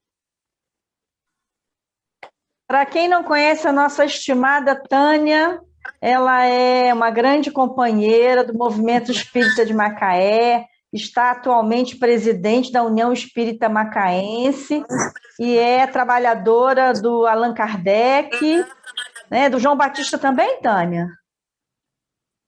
Você também é do João Batista? Allan Kardec vem do João Batista, né? Enfim, Sim. do movimento Grupo Espírita Pedro e do Instituto de Cultura Espírita. E está nos dando a honra, né, de estar conosco aqui na nossa casa na noite de hoje. Muito bom, muito bom. Mais alguém quer falar, gente? Eu gostaria. Então, vamos lá, querida. Por favor. Só para parabenizar, foi ótima a palestra, para entender muito bem. A parte biológica foi maravilhosa, mostrando a espírita, mostrando que você pode curar a você mesmo. É só você mudar a sua conduta, procurar se melhorar e entender o relacionamento entre as pessoas. Foi ótimo, muito bom. Obrigada, querida. Inês está falando de Campo Grande, Mato Grosso do Sul. Não, eu estou em Resende. Ah, já está em Resende, ela é interestadual. Casa, graças a Deus. Então tá bom, vamos lá. Quem pediu a palavra aí agora? Edson e Pierre. Edson, melhor primeiro. Vamos lá, Edson. Vamos pela idade. Perfeito. Então é o Fernando que vai falar. Mas, Fernando, para te consolar um pouco sobre essa falha que aconteceu aí da exposição dos slides, outro dia também, na exposição do sono e os sonhos, estava crente que estava compartilhando todos os meus 30 e tantos slides. Poucas pessoas viram, mas quem prestou atenção notava que eu estava lendo alguma coisa, só que eu não compartilhei. Depois alguém veio e me disse: cara, que você estava... Onde é que você estava lendo que você estava tão enfocado em tudo? Eu falei, poxa, eu estava compartilhando. Você compartilhou nada. E então, para você ver, de vez em quando acontecem essas coisas, não é só no nosso cabelinho branco, não. É realmente porque é para nos testar os conhecimentos, a paciência e o preparo, porque a gente tem que ter tudo à mão, né? E na cabeça, para poder, na hora de soltar as palavras, não ficar engasgado. A gente fica nervoso, fica meio embaraçado, mas para te consolar, também estou nessa aí. De vez em quando a gente falha nessas situações. Parafraseando o nosso querido Faustão, quem sabe faz ao vivo. Vamos lá, Pierre. Não, eu queria, parabéns, né? Espetacular o estudo do Fernando. Agora eu já descobri porque que André Luiz parou de escrever, porque já tem Fernando aqui escrevendo uma palestra dessa, aí não precisa mais André Luiz dar informação para a gente. Verdade. Mas eu queria, Fernando, fazer um link desse seu estudo com o capítulo 25 do Evangelho segundo o Espiritismo, que diz: ajuda-te a ti mesmo que o céu te ajudará. Acho que é bem oportuno para o seu estudo. Perfeito, Pierre. Muito bem lembrado, muito bem linkado. Maravilhoso. Fernando, fala aí. Duas coisas. Os erros acontecem, é muito bom aprender com os erros, né? Na Inglaterra tem os câmaras dos lords lá só para dizer não, para a gente pensar e repensar, reflexionar sobre as nossas atitudes, né? Então, eu posso fazer o seguinte, eu posso gravar esse estudo no Zoom e o Gustavo disponibilizaria aí no canal do YouTube, para quem tem acesso. Porque, vendo as imagens, é diferente, sobretudo, para a gente ver essa questão do mapeamento internet, que, aliás, está muito na moda aí, né? Ver os fluxos de energia, ficaria muito mais claro. Eu tenho uma proposta melhor. Você pode até fazer isso, mas a gente pode marcar... A agenda agora nós temos para agosto, final de agosto ou setembro. E aí você retorna com esse estudo e a gente programa. O Gustavo também recebe esse material com antecedência pelo e-mail.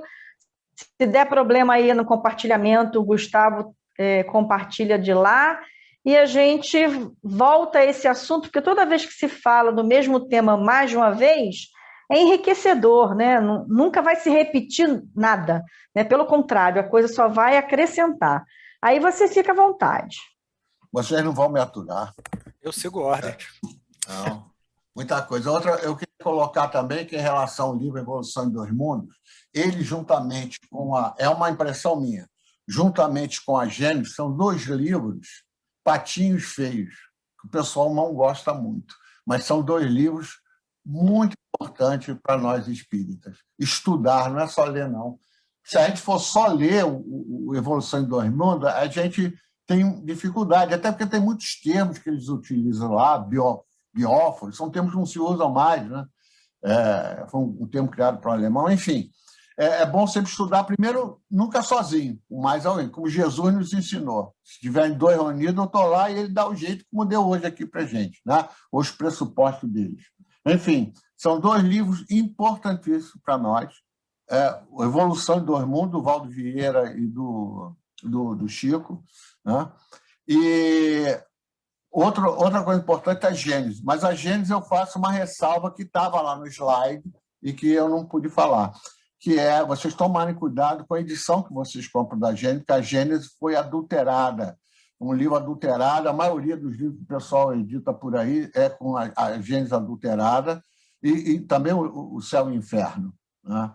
Felizmente já tem edições aí atualizadas do original. Eu no estudo sempre coloco lá o do original, tá? Fica aí um lembrete para estudar. Realmente eu gosto sempre de mostrar os livros. Se vocês vissem a capa do livro do Mirabelli, do Palhano com a história do Mirabelli, se você ver o olhar do Mirabelli, vocês vão entender um monte de coisa só pela capa, né? O que é um médium com uma força muito grande, que às vezes nem controla, né? Os médios da casa devem saber muito bem disso. Enfim, eu agradeço e peço desculpa. Ô, Fernando, Evolução em Dois Mundos e Gênesis, para mim, não são patinhos feios, não.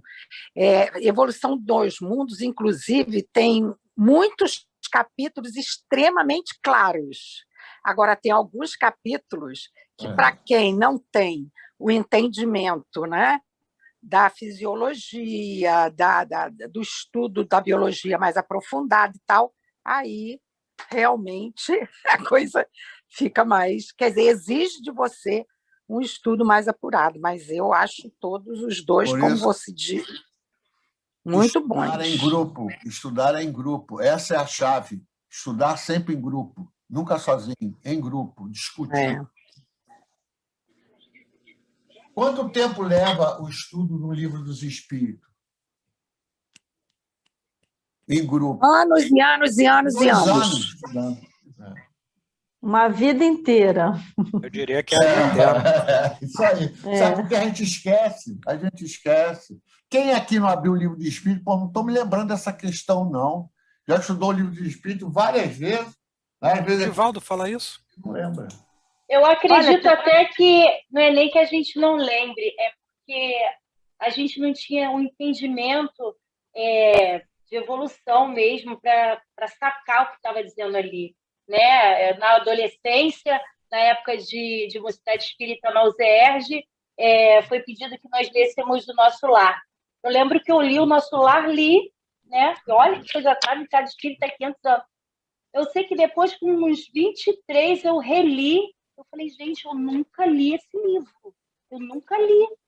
Porque tudo é diferente. Então, quer dizer, eu não estava preparada, né, naquela época. Então, conforme você vai estudando 2 anos da codificação de cada um deles, aí depois você refaz de novo, você vai tendo uma clareza, uma ideia, como o Fernando disse, sempre com outras pessoas, né, na casa espírita ou em casa, onde for, enfim, que um fala uma coisa que você não tinha percebido, é que você vai lá e te explica, abre... Nossa, estudar é fundamental. Pena que nas casas espíritas, assim, eu acredito que o estudo ele devia ser realmente muito carro-chefe, sabe?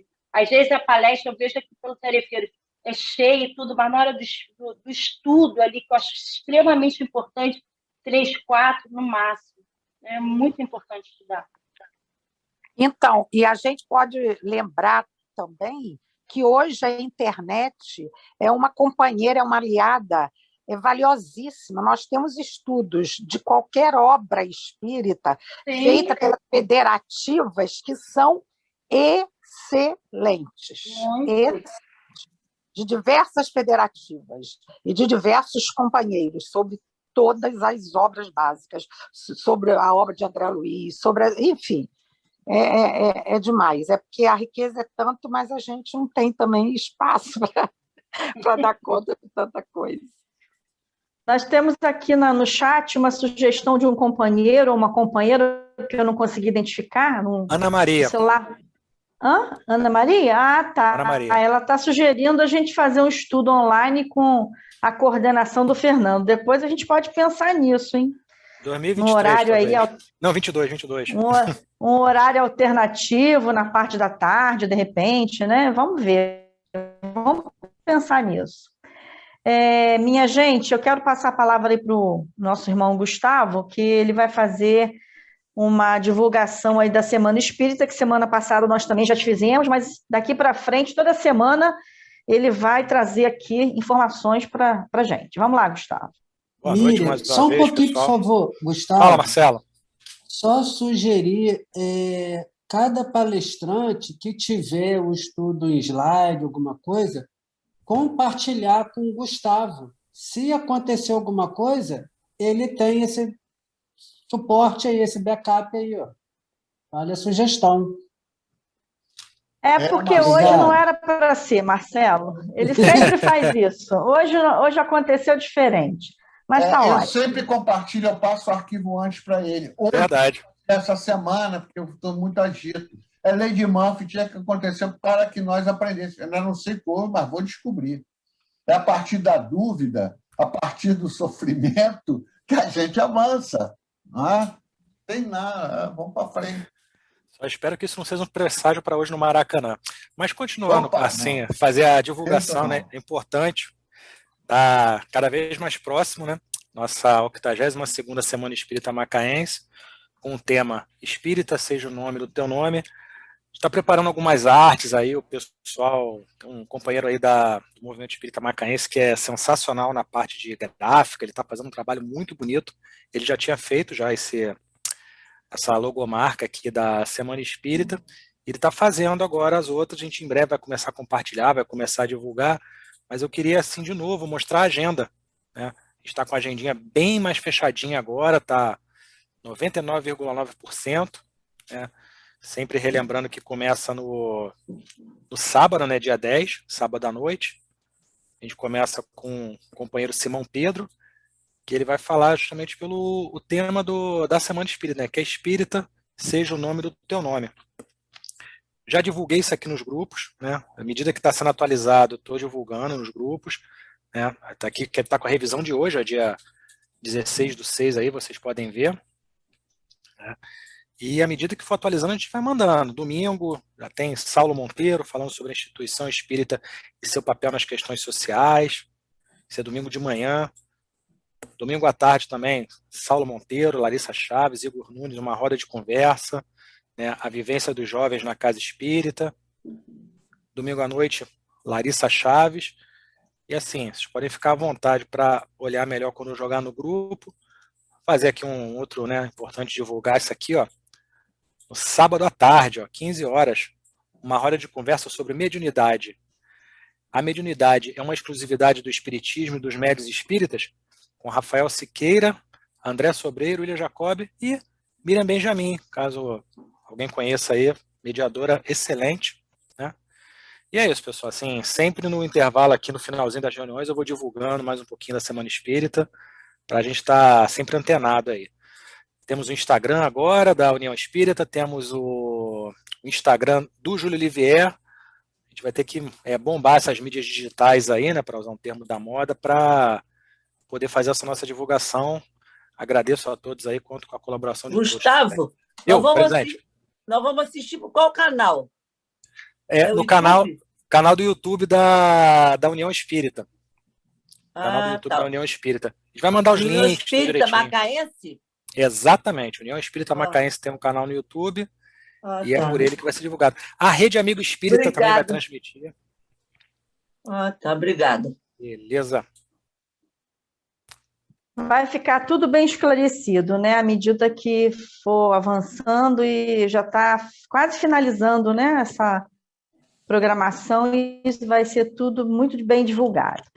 Então, minha gente, estamos caminhando para o Miriam, final da nossa Júlia Olivier reunião. tá que tal. Ó, você, seu filho, Oi, Gustavo, Tânia. todo mundo. Estou dizendo, Júlia Olivier tá que tá. Você, seu filho, Gustavo, todo mundo lá trabalhando.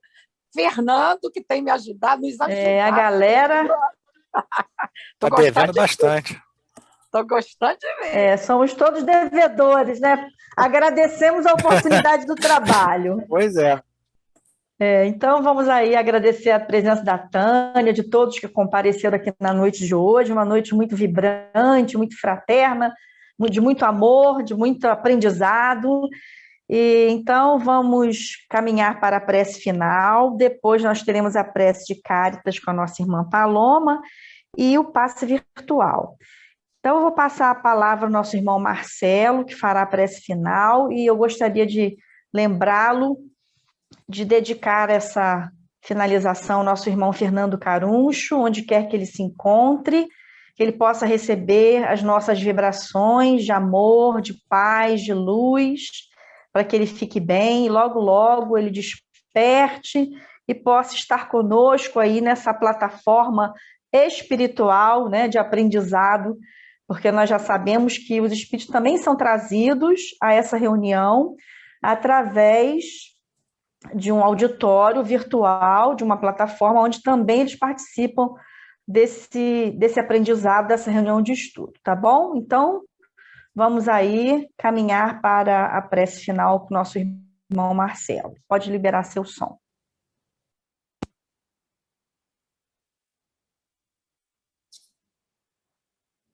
Irmãos amados queridos,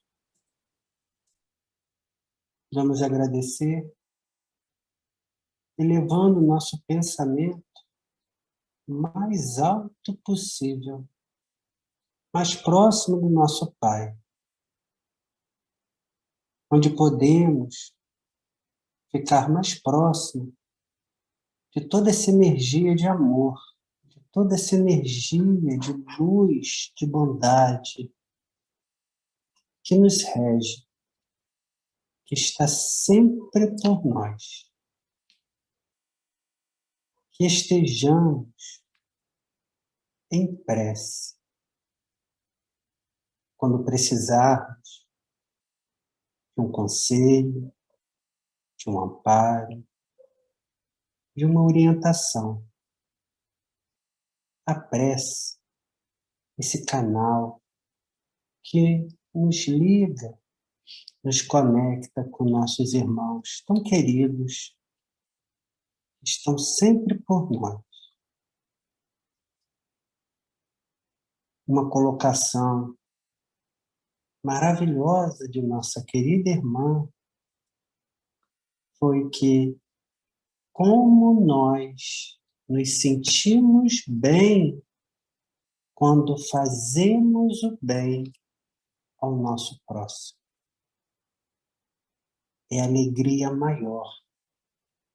É um sentimento que aqui nós chamamos de alegria, mas que tem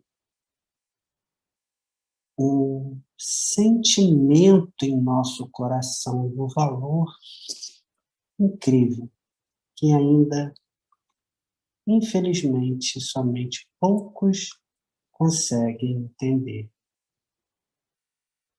Que esteja sempre em nossos corações ajudar e estender a mão para o nosso próximo.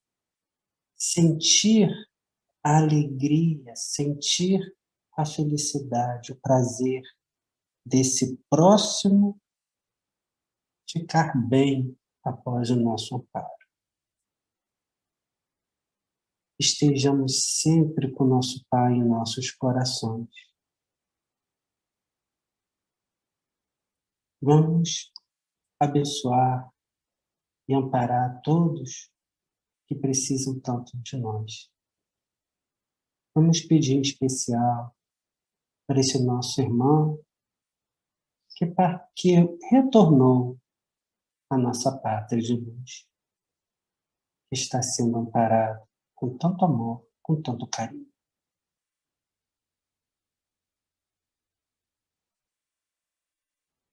Agradecer muito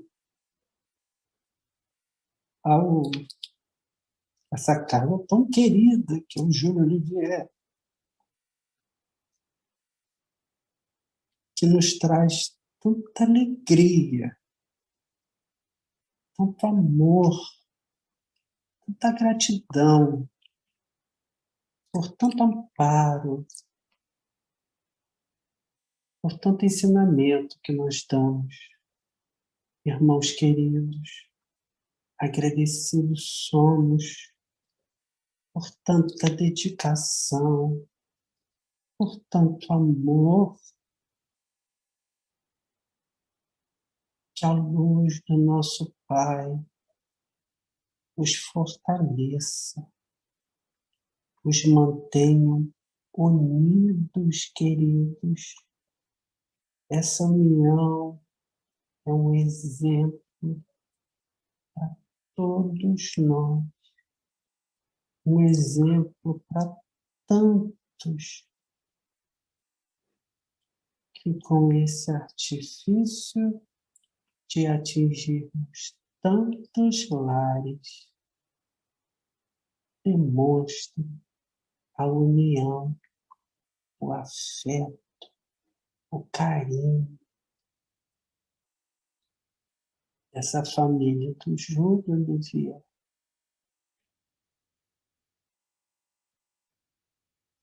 Pai nosso Senhor Jesus Cristo, esteja sempre nessa casa. Muito obrigado. Que a paz esteja com todos nós. Que assim seja. Graças a Deus. Deus, nosso Pai, que sois todo poder e bondade, dai a força àqueles que passam pela provação, dai a luz àqueles que procuram a verdade, pondo no coração do homem a compaixão e a caridade. Deus, dai ao viajor a estrela guia, ao aflito a consolação, o doente o repouso. Pai, dai ao culpado o arrependimento, ao espírito a verdade, à criança o guia e ao órfão Pai. Senhor, que a vossa bondade se estenda sobre tudo o que criastes. Piedade, Senhor, para aqueles que vós não conhecem. Esperança para aqueles que sofrem.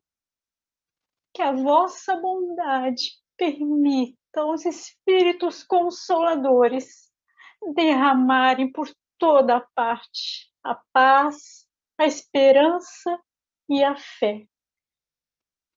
Deus, um raio, uma faísca do vosso amor pode abrasar a terra. Deixar-nos beber nas fontes dessa bondade fecunda e infinita, e todas as dores se acalmarão, todas as lágrimas secarão. E um só coração, um só pensamento subirá até vós, como um grito de reconhecimento e de amor. Como Moisés sobre as montanhas, nós os esperamos com os braços abertos. Ó poder, ó bondade, ó beleza, ó perfeição. E queremos, de alguma sorte, alcançar a vossa misericórdia. Deus, dai-nos a força de ajudar o progresso, a fim de subirmos até vós. Dai-nos a caridade pura, Dai-nos a fé e a razão. Dai-nos a simplicidade que fará das nossas almas o espelho onde se deve refletir a vossa santa e divina imagem. Que assim seja, graças a Deus e graças a Jesus.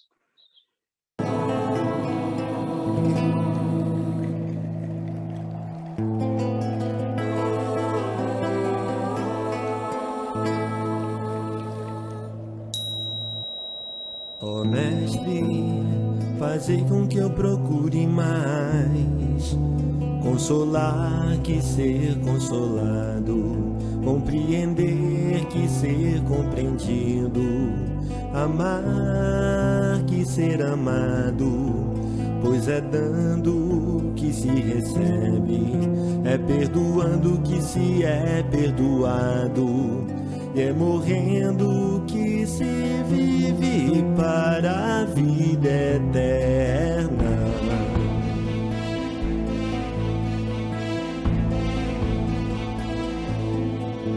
Senhor, fazei de mim um instrumento de vossa paz. Onde houver ódio, que eu leve o amor. Onde houver ofensa, que eu leve o perdão. Onde houver discórdia, que eu leve união. Onde houver dúvidas, que eu leve a fé. Onde houver erro, que eu leve a verdade. Onde houver desespero, que eu leve a esperança. Onde houver tristeza, que eu leve a alegria. Onde houver trevas, que eu leve a luz. Ó Mestre, fazei com que eu procure mais consolar que ser consolado, compreender que ser compreendido, amar que ser amado, pois é dando que se recebe, é perdoando que se é perdoado, e é morrendo que se vive para a vida eterna.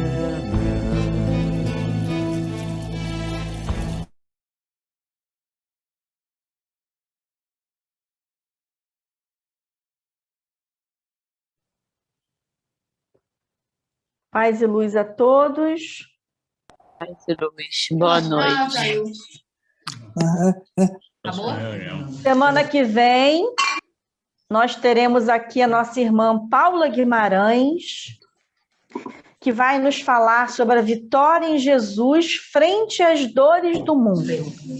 Para quem não a conhece, é uma querida da nossa cidade, é uma palestrante maravilhosa, que tem uma oratória brilhante, e ela e a segunda sai por vai estar conosco aqui na próxima semana, tá bom? Então, até semana que vem, muita paz a todos, e fica aqui o nosso abraço e a nossa gratidão pela presença de todos vocês. Boa noite. Boa noite a todos.